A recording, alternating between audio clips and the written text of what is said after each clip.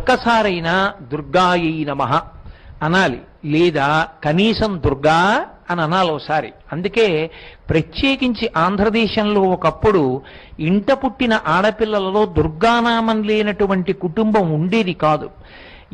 ప్రతి ఇంట్లోనూ ఒక ఆడపిల్లకి దుర్గా అన్న పేరుతో ఉండేవారు. ఎందుచేత అంటే దుర్గా అన్న నామాన్ని నోటితో ఉచ్చరించినంత మాత్రం చేత అనేకమైనటువంటి ఫలితములు సంక్రమిస్తాయి. దుర్గా ఈ ఒక్క నామంలో దకారాన్ని ఉచ్చరించడం చేత దైత్యనాశనం అవుతుంది. దైత్యులంటే రాక్షసులు. ఆ రాక్షసులు నశించినటువంటి కారణం చేత మనసులలో ఉద్రేకమైనటువంటి భావనలు, సమాజాన్ని పాడు చెయ్యాలి, సమాజాన్ని వక్రగతిలోకి తీసుకెళ్లాలనేటటువంటి ప్రబోధాలు ఉండవు.